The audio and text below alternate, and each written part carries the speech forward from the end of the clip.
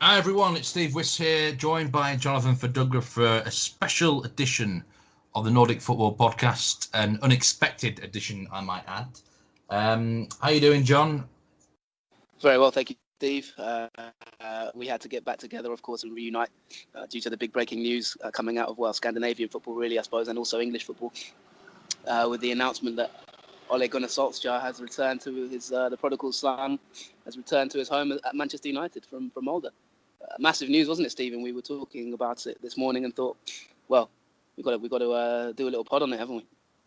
Yeah, well, I mean, I was surprised yesterday when he was linked with the job, the interim job, but it soon became apparent that it was going to be confirmed. And well, yeah, I mean, it's such a big story that it would be foolish not to talk about it. Everyone else wants to talk about it right now. And I think there's a lot of Man United fans out there who are interested in Ole Gunnar Solskjaer. So, obviously, I've been following the Norwegian league ever since Ole Gunnar Solskjaer has been a manager up there. So, I'm going to give my 10 pence worth of that. Yeah, we're gonna break it down. So this is going to be a specifically Norwegian football podcast, I guess, bringing in your expertise and obviously from my point of view as someone who's followed Manchester United very closely over the years. I'm keen to give some input on Solskjaer from a Manchester United perspective. So forget Sweden this week, I'm afraid, guys. But yeah, Norway is the focus.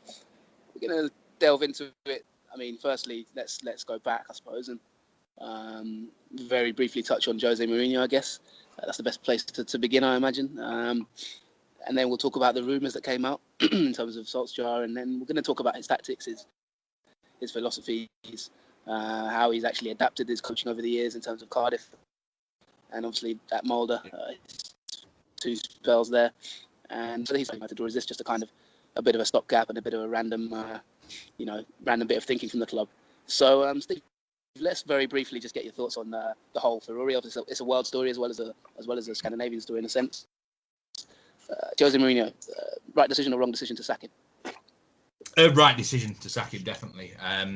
The problem with Jose Mourinho, he was for me never the right fit at Man United. He is a great tactical coach, is Jose Mourinho. There's no doubt about that. History proves that. Unfortunately, these days, I don't think a lot of the top players want to play his style of football. A lot of these players like Paul Pogba, for example, guys like that, they want to show off their flair and attacking creativity. And the other problem with Mourinho is that I say he's a great tactical coach. He's not a player development coach at all. He doesn't develop players in any way.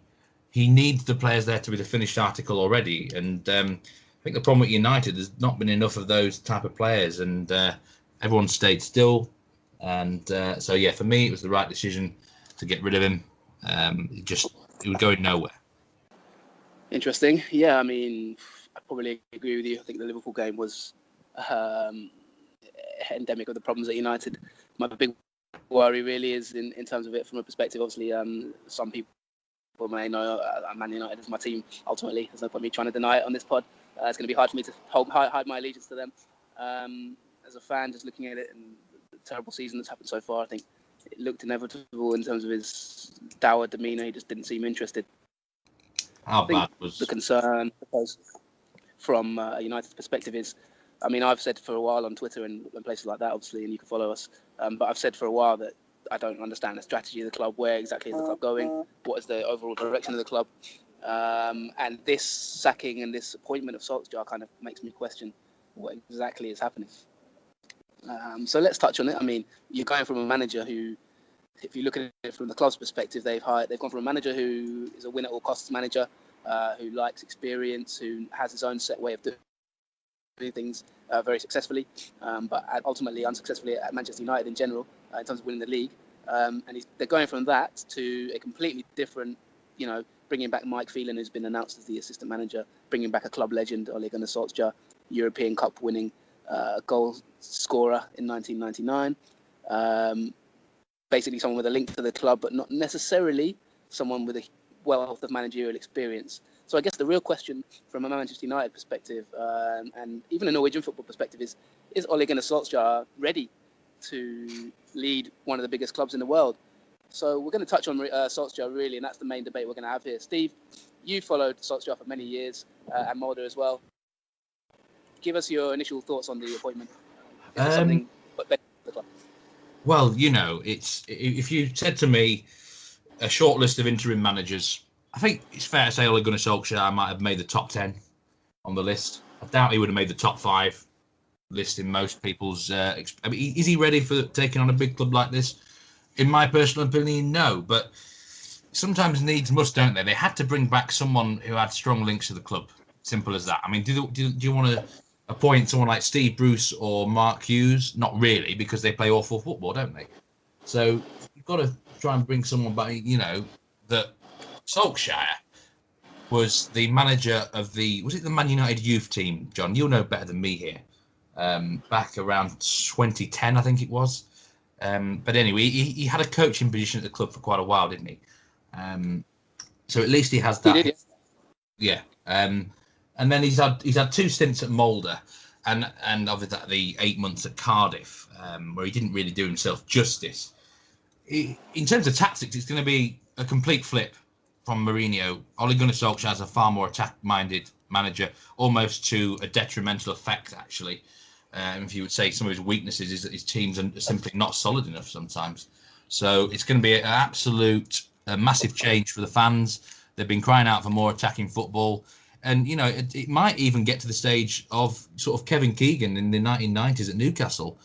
Well, maybe not to that degree, but it really will be a massive difference. He really will gamble an awful lot with Solskjaer. And I think we can expect to see a big change in the philosophy of the team. That's interesting. Yeah, I mean, we've got some stats here in terms of how he's performed. So we'll look through his stats first, and I want to discuss. We'll dig deeper into his tactics and philosophies shortly. His first spell at Molde, he played 123 games in charge as manager. He won 68, drew 24, and lost 31. Win rate percentage of 55%. Obviously, was famously won the Molde's first title, I think, in the history. I'm right in saying. Yeah. And he won 2 league titles, didn't he, Steve?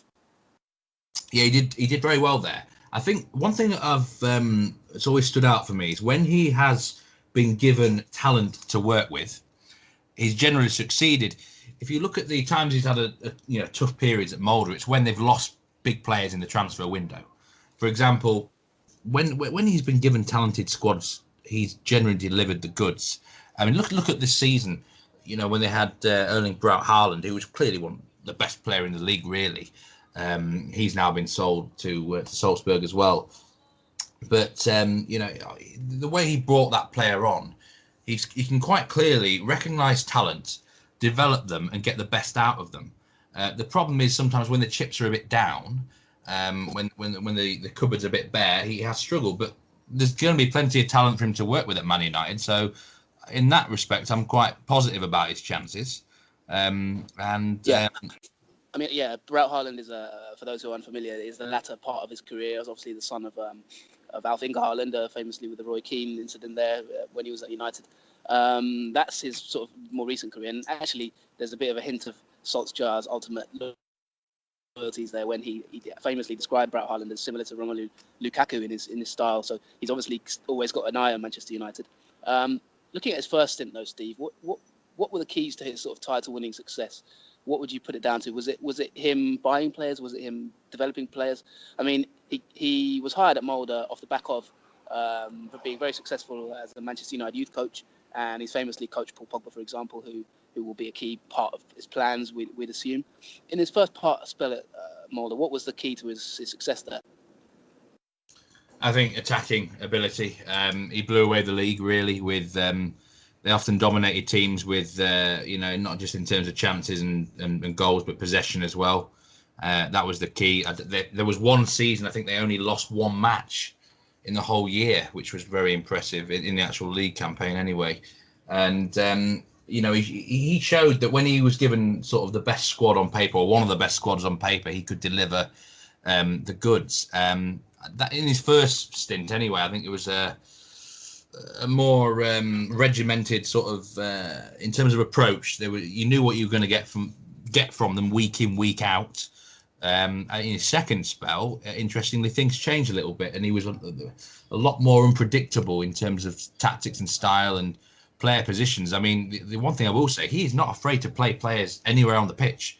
I've seen him convert centre backs into midfielders, wingers. Guys are going all over the place. So I think the Man United players are going to have to expect a bit of interchanging around, which they probably might enjoy after the boring, Mourinho era where, they're asked to do one job only. So he's going to bring a bit of variety to the team, but at the same time, is that a bit risky? I don't know. Interesting, yeah. And I mean, also it's worth bearing in mind is his honours at Molde includes also a Norwegian Cup. In 2012, I think it was, he was given permission to speak to Aston Villa. So he obviously had a very successful spell in Norway, which was very high profile due to his United connections. But he didn't quite accept the Aston Villa job. He wasn't happy with it and didn't take the job. Carried on at Molde, won the Norwegian Cup. Steve, I suppose you mentioned there his tactical versatility and his willingness to play players out of position. Obviously, he moved on to Cardiff after Molde, and ultimately the club were relegated. So he was quite unsuccessful there. His managerial statistics with Cardiff were played 30 games played. He won 9, drew 5, and lost 16. So lost more than half the games and had a win rate percentage of 30%. He recently, he's famously said, obviously after leaving, he said that he learned a lot at Cardiff. Quote from him, and he wouldn't want to be without that time. He reflected a lot on what happened, and he realised that maybe he wasn't as good a manager and as mature a manager as he thought he was. So that was a bit of a down period for him there at Cardiff. We won't touch on that too much. We all know what happened with Cardiff and how, the success or lack of it he had. What did he learn from that spell? You mentioned that he matured a lot, and what did he take back to him when he went back to Norway and with Molde? What's changed since, if anything? Well, I think beforehand he only knew kind of one way to go about the game. And the other thing, he went from obviously a team that was dominant in his league to, with all due respect to Cardiff, they had one of the worst squads on paper, didn't they? And sometimes, there's a saying, I think, you can't really polish a turd, can you? And I think at Cardiff, that was one of the issues there. But he came back and he's a lot more adaptable now. I think sometimes if he's given problems in the middle of a game, he seems to be able to handle them better. I think his match preparation has been better. And I guess behind the scenes, maybe his man management has improved. Remember at Molde, he only ever knew good times, really, apart from his last season when it went a little bit pear-shaped. At Cardiff, he underwent a bad period. And sometimes you have to have the highs and lows in management or in any form of life, don't you, John? To sort of, he's picked himself up pretty well. Obviously, this is a bit of a shock move and a surprise for a lot of people, but he's got to try and take it with both arms now. Yeah, definitely. It's all. I think it's actually, to be honest, from a United perspective, it's always actually quite a good thing to have a bit of failure in your career because you can learn. I think it might have, in many ways, be more worrying actually if you'd just gone from Molde directly to the Premier League without any kind of experience. So I think that to a certain extent can be spun in a positive way. To be fair, you learn things and you come back. Big managers have had other, disappointments in their careers and have come back. So I think that's not a bad thing. He's not quite had the success though in his second spell at Molde. Is that due to lack of spending? Is that just due to maybe the magic touch has gone? It's probably one of his biggest achievements since his return is he got Molde out of the Europa League group stages, beat Fenerbahce away, and also Celtic home and away, which was a massive achievement for a club of that size. But apart from that, he hasn't really translated the success into more league titles. We talked about Molde this season on the podcast very often, in terms of them trying to challenge Rosenborg, but they haven't been able to do so, Steve. Why is that? I think it's because Rosenborg have become a bit of a machine, They're a club with all the big resources, the bigger squad depth. And I think the problem is that Molde had a couple of periods in the season where they just went flat. One of them was when they were in the Europa League qualifiers in July and August. So I'm willing to let them off the hook a little bit there. They had to focus so much on trying to qualify for the group stages there. They very nearly did, by the way, and played some really good football in this qualification run.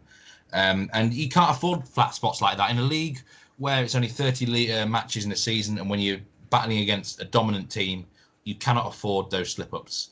But his record in the big games was really good. He beat Brann twice. He beat Rosenborg as well at home. Absolutely battered them, in fact. So that was probably one of Rosenborg's worst performances of the season. His record in the big games is good. It's just to win a league up there when you're facing a dominant team, you've got to be perfect throughout the whole season, and they all had too many flat spots. Interesting. Yeah, I mean, and let's look at the transfer market. I mean, I know, Steve, and I'm not going to let you get away with this live on the podcast now. You've not really enjoyed Molde, have you? Generally over the years, you can never predict their lineups. As you've said to me before, and you said on the pod as well before, you find them hard to predict in terms of what tactics they'll go for, what lineups they'll select, which is an interesting reflection on Solskjaer, I guess, as a manager. What have you been? What will he do tactically that he might translate to United, and how has he been? If someone who's maybe never watched Molde before, what's it like covering Molde from your perspective as an analyst? Very hard to cover Molde because there's never an awful lot of information that came out of the club itself. Obviously, it's completely different at United, where journalists are demanding to know everything they possibly can. So he's going to find that's a massive difference for him. He's going to have to deal with the media, and that is a big challenge for someone, moving from a club like Molde.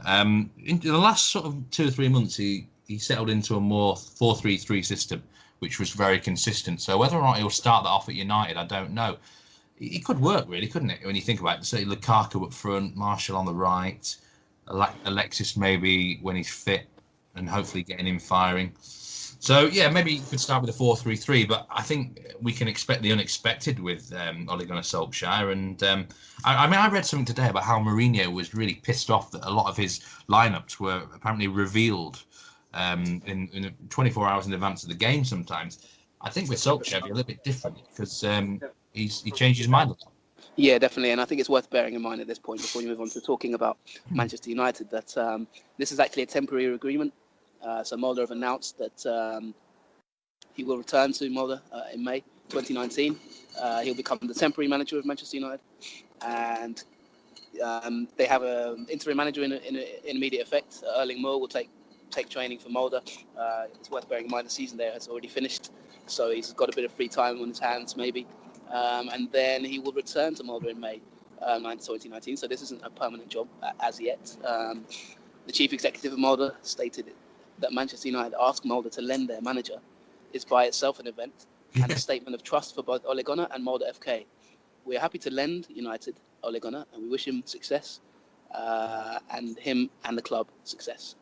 Now, let's move on to the United part of this. I suppose, Steve, the questions are going to be from you to me on this one, but let's start with a question for you. Will he be successful at United, and what are your thoughts? Briefly from me, I think, United fans are crying out for more attacking football. He's going to deliver that. In terms of results, really, there's only 2 competitions that matter now for United, and that's the Champions League and the FA Cup, because in the league, they might as well finish 10th, Do they really want to finish 6th even? So, from my point of view, his success will be based on 2 competitions. But long term down the line, John, in terms of Man United, what sort of manager do they need to turn them around? And is it just about the manager? Do they need to actually turn around the whole boardroom above? There's too many issues going on at United, isn't there? Yeah, I think from a Norwegian, I suppose, point of view, this isn't necessarily relevant. But from a United point of view, from a world story point of view, this is massive. I think it says a lot about the club and where they are in their positioning and their thinking. I think, to be honest, it's a bit of a shambolic background here, really. And I think Mourinho, to a certain extent, I think can be felt sorry for in a way for that. I don't think many people will have sympathy for him. He's not the most popular guy, is he? Let's face it. But I think there is a bit of an element of sympathy from my point of view for him, simply because he had a 3-year contract. He was given a new contract in the summer. If you're not going to keep your manager, why give him a new contract in the summer? He was given then a new contract and then not backed in the summer. So essentially they've changed their mind and said, well, actually, we're not going to give you the signings you want. And then they've sacked him. Obviously, I think Mourinho, if you contrast it with Mauricio Pochettino, who's the long-term target ultimately for Manchester United, it seems, Pochettino wasn't able to spend any money in the summer. Mourinho spent at least £50 million on Fred, who didn't even get in the squad against Liverpool and was still fit. And the difference between the two is obviously Pochettino didn't complain. He's got on with the job. He's made little hints at sort of not being happy with the lack of spending, but he's not been sort of looking like a morose figure that he has, complaining and moaning about it. Whereas Mourinho has made a point of not being able to spend as much as he would like in pretty much every press conference. which has really lowered the mood of the club. I think when you're at United, there's a certain way that you have to conduct yourself as well. I read earlier today in the Times that apparently he turned up to the Munich Memorial in a hoodie, which really angered the club hierarchy, the likes of Sir Bobby Charlton and the club hierarchy in general. And that kind of thing is not going to endear yourself to the people at Manchester United. But really, when you look at it, I point the finger at Ed Woodward and I point the finger at the Glazers, and I think the strategy is just completely lacking. If you look at Solskjaer's appointment, like I said at the beginning of the show, it just points to kind of like a bit of randomness. Well, we've got a guy in place who's experienced. He's won the league. Oh, it's not going so well. Let's hire the club fan favourite and just see what happens. They need to nail this next 6 months with Solskjaer in charge. I mean, I can see a situation where if, let's say, he loses 3 or 4 games, what happens? Do they replace the interim manager? Or, do they rip it up again and start again? Or do they accept, if Solskjaer doesn't do too well and he's 10th in the table or something, do they push the button? Or do they just say, listen, this season's a write-off? And the thing is, Steve, you're almost writing off 2 seasons, because this season is now pretty much a write-off. I mean, there's PSG in the Champions League, but few people will expect him to do well there, Solskjaer, unless it's a sort of Roberto Di Matteo at Chelsea effect, and he can somehow miraculously win the Champions League, which would be quite some story. But realistically, the season's kind of a write-off now in that sense. If he's an interim manager going back to Molde, you doubt he'll be able to buy anyone in January. He won't be able to effect transfers, you'd imagine. And if he can, it would have to be in agreement with the next manager, wouldn't it? I mean, where would that put the next manager? So then in the summer, they're going to have to hire a new manager, and that's kind of pressing the reset button again. So, you're then looking at it as 6 managers. So you've had Moyes, Van Gaal, Mourinho, obviously Solskjaer. In the period from Ferguson to the next manager, whoever it will be, it will have been 6 managers in that period of time. And it just points to the randomness at United. And I think the fingers really have to be pointed at Ed Woodward, really, as well.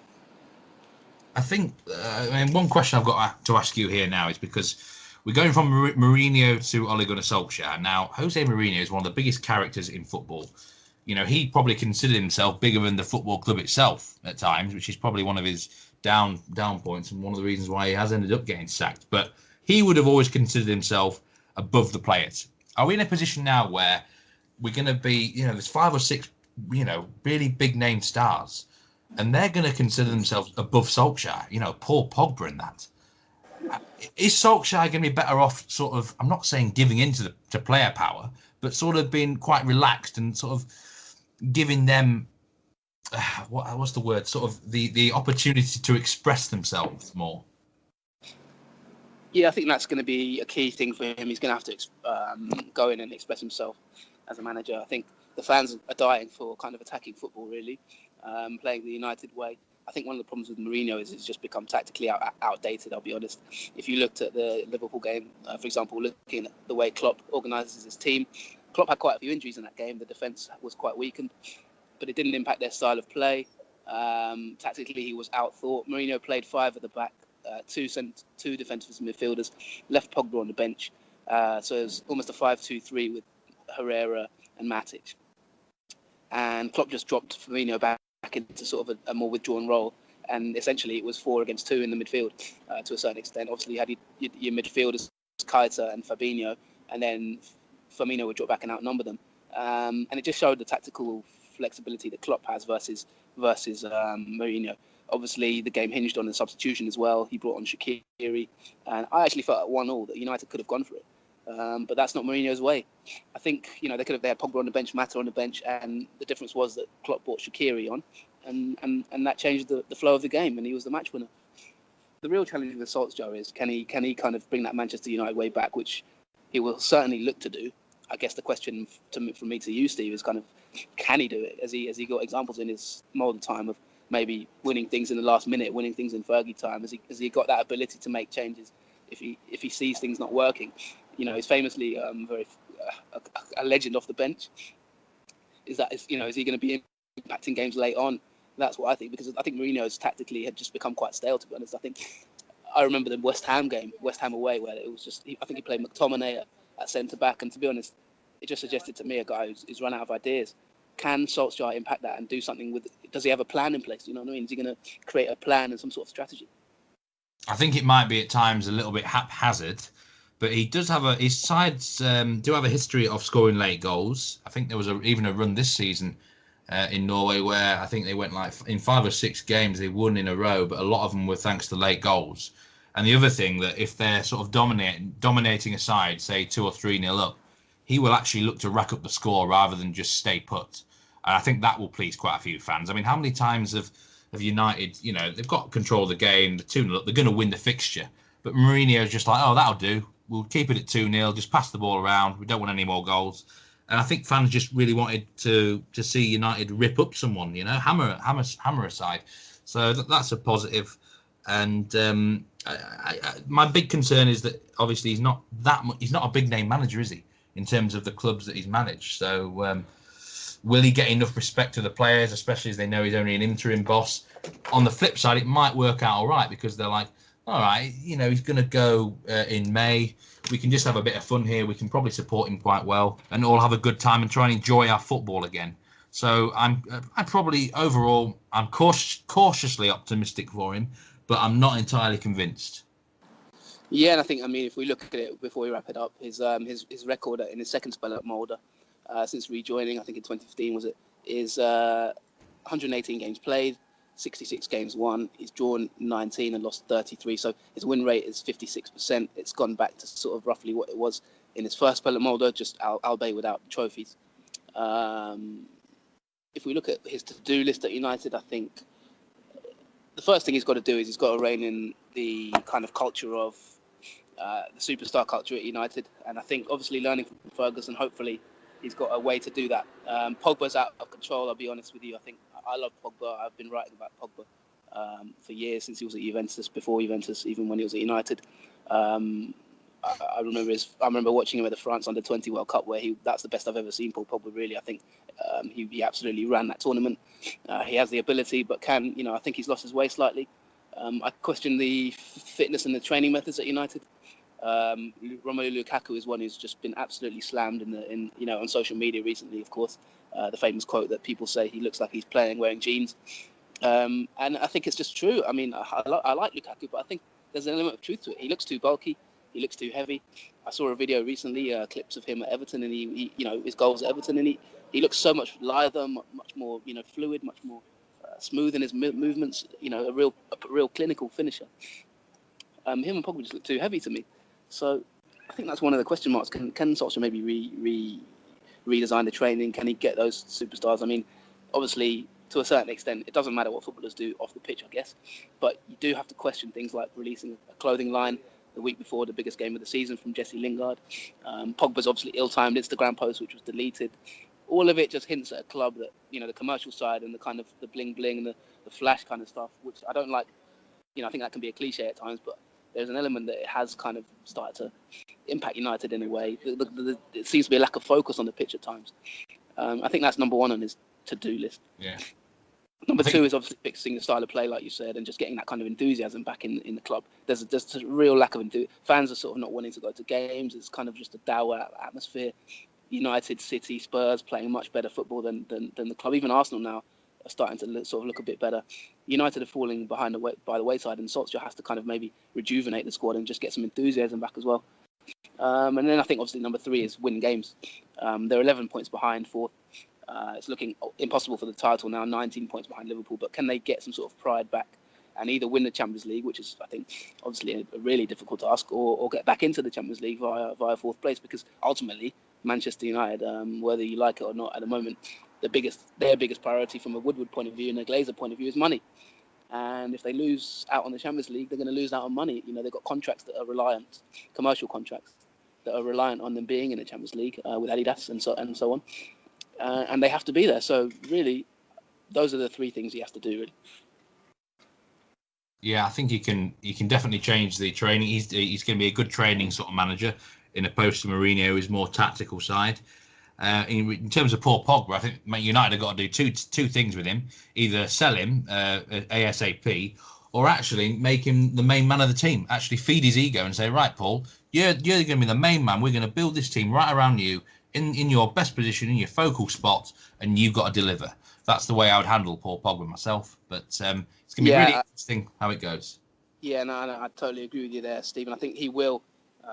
put an arm around Paul Pogba, and I think he will make him the focal point. I think he's already trained him at youth levels, so he knows him inside out. He knows how he ticks. I think that's one exciting thing for United fans, that he will look to reintegrate those sort of attacking players like Martial, like Pogba, who Mourinho just doesn't seem to like and can't seem to manage. So that's an exciting element of it, I think. And I mean, if we just end this on maybe Braut Haaland, obviously 17-year-old who's done fantastically well and has got a transfer, hasn't he, to Salzburg?